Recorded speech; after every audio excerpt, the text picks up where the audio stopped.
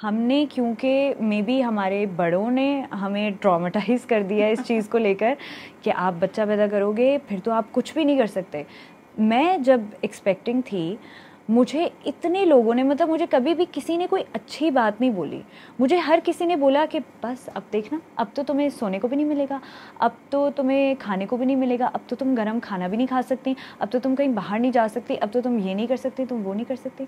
और मैं हमेशा ये सोचती थी मुझे बच्चों का बहुत शौक़ है, मैं बहुत फैमिली टाइप वाली लड़की हूँ, तो मुझे बच्चे का बहुत शौक़ था। I was very happy with that phase. और मैं जब ये बातें सुनती थी मैं बोलती थी कि क्या हो रहा है, क्या हो रहा है। कभी भी किसी ने मुझे ये नहीं बोला कि हाँ अगर तुम नहीं सो पाओगी it is going to be worth it. अगर देखिए आईने में, हाँ अच्छी तो है। लोफर कहीं के, अगर तुम इनकार नहीं करोगे तो मैं इनकार कर दूंगी।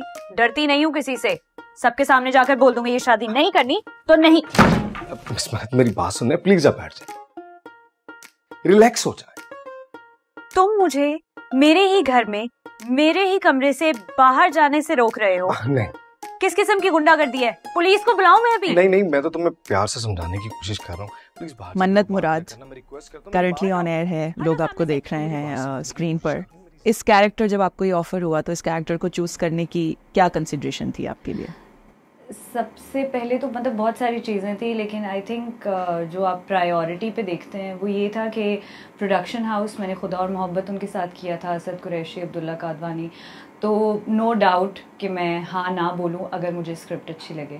फैमिली पॉलिटिक्स इश्यूज़ हम बहुत ज़्यादा दिखाते हैं, लेकिन जो उसकी रियलिटी होती है, जो उसकी बेसिक्स होती हैं कि यार ये सच है और ऐसा भी होता है। जब नए रिश्ते बनते हैं, जब शादियाँ होती हैं, तो हम लोग हमेशा कहते हैं कि इन लॉज ऐसे हैं, इन लॉज ऐसे हैं, या इन लॉज कहते हैं कि लड़की के घर वाले ऐसे हैं। तो उसकी जो रियलिटी है, उसकी बेसिक्स क्या हैं, कहाँ मिसअंडरस्टैंडिंग होती है, कहाँ प्यार ज़्यादा होता है कि पोजेसिवनेस हो जाती है बेटे के साथ या बेटी के साथ, तो उससे रिलेटेड जो उसमें कॉन्फ्लिक्ट्स थे वो मुझे बहुत मैं उनसे मतलब मुझे वो अच्छे लगे कि आई थिंक ये स्क्रीन पे होना चाहिए, और अगर मैं इसको पोर्ट्रे करूँ एज मन्नत तो मतलब मुझे बहुत अच्छा लगेगा कि मैं ऐसी स्क्रिप्ट का हिस्सा बनूंगी।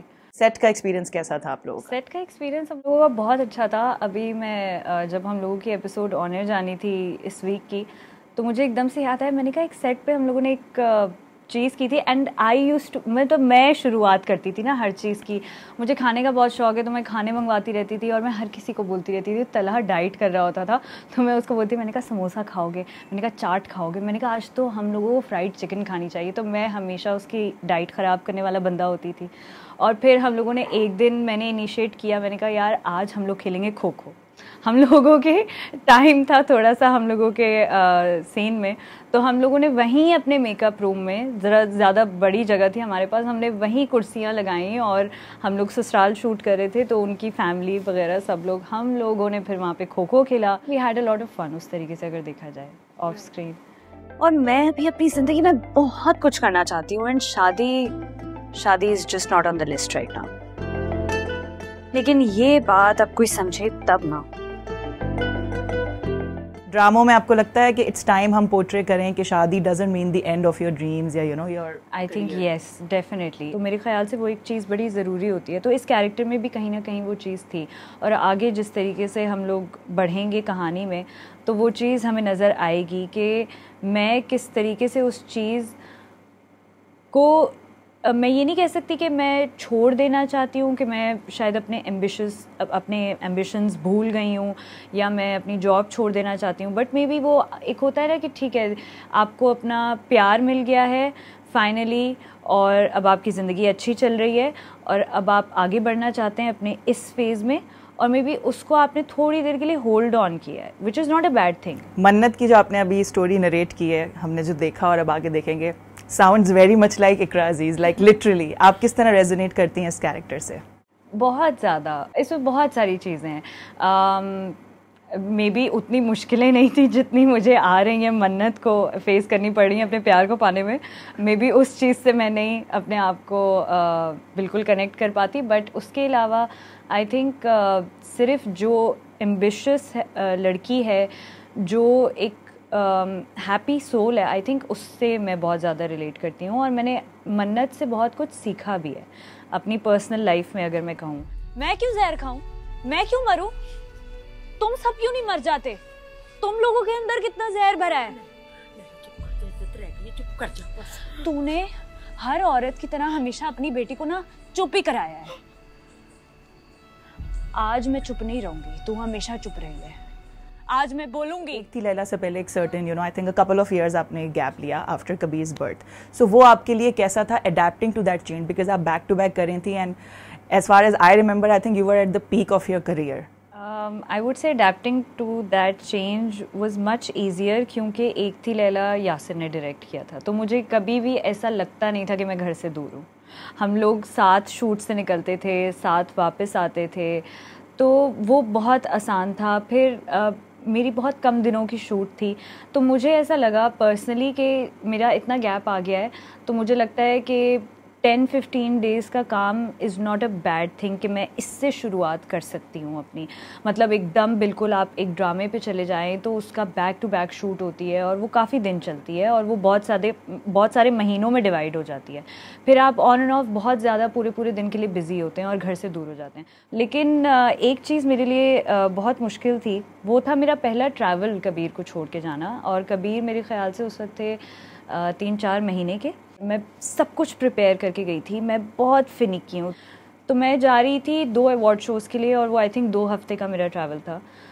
तो जब मैं बिल्कुल काउंटर पे खड़ी हुई थी अपने चेक इन के लिए, तब आई ब्रोक डाउन और मैं बिल्कुल आंसुओं में थी और मैं बोल रही थी मैं कैसे जाऊँगी, मैं क्या करूँगी, क्या नहीं करूँगी। तो वो जो एक मॉम गिल्ट होता है मेरा उस वक्त हिट किया था। सर्कुलेटिंग ऑन सोशल मीडिया कि after Kabir's birth Yasir धराधर projects किए जा रहा है, बट इकरा को थोड़ा सा बैक सीट लेनी पड़ी क्योंकि ऑब्वियसली उसको अटेंशन देनी है। तो उसमें बहुत ज़्यादा इस तरह के हाँ औरत को वो सफ़र करना होता है या कॉम्प्रोमाइज़ करना होता है। तो आई एम श्योर उस पीरियड में इस तरह की बात आती होगी आपको सुनने में, तो उस पर आपका किस तरह का वो किस तरह का आपका तासुरात होते थे? मैं एक्सपेक्टिंग भी थी, तब भी मैं बहुत सारी चीज़ें मतलब कर रही थी, बट ऑफ कोर्स फील्ड में जाके उस तरीके से नहीं कर रही थी कि शूट पे जा रही हूँ और मैं शूट्स पर हूँ और मेरे पूरे दिन शूट हो रहे हैं, ये सब चीज़ें। लेकिन मैं ऑनलाइन सोशल मीडिया पे स्पॉटेड पिक्चर्स वगैरह इस तरह की चीज़ें कर रही थी, शाउट आउट्स, जैसे सोशल मीडिया की हद तक आई वाज डूइंग इट। तो मेरे ख्याल से तो मैं काम कर रही थी। तो एक दिन एक एक्टर है, I wouldn't take the name, तो वो कबीर से मिलने आए थे। तो उन्होंने एक दफ़ा कहा कि भाई मतलब तुम्हें क्या हो गया, तुम तो काम कर ही नहीं रही हो। तो मैं अपने फ्लैशबैक्स में गई और मैंने कहा यार मैं तो काम कर रही थी और मुझे तो लग रहा था कि मैं काम कर रही हूँ। अब वो सोशल मीडिया की हद तक था, ये एक अलग बात है, but on end of I was busy, I was working. फिर घर में मैं इंजॉय कर रही थी अपना फेज़। अब ज़बरदस्ती मैं अपने इतने अच्छे फेज़ को बिल्कुल एम्बिशियस नहीं बनाना चाहती। मतलब ये मेरी एक चॉइस है कि मैं थोड़ा सा अपने आप को टाइम देना चाहती हूँ। मैंने एक बहुत यंग एज से काम शुरू किया and I have been working every day. मतलब मैंने यासिर से मिलने से पहले तक मैंने हर संडे भी काम किया है। लेकिन ये मेरी चॉइस है कि मैंने इतना काम किया और अब इस फेज़ पे, इस टाइम पे मैं अपने आप को थोड़ा सा रिलैक्स करना चाहती हूँ और मैं इंजॉय करना चाहती हूँ बिल्कुल पूरे तरीके से। मतलब ये मेरा पहला बच्चा है, मैं इस टाइम को यादगार बनाना चाहती हूँ अपने लिए।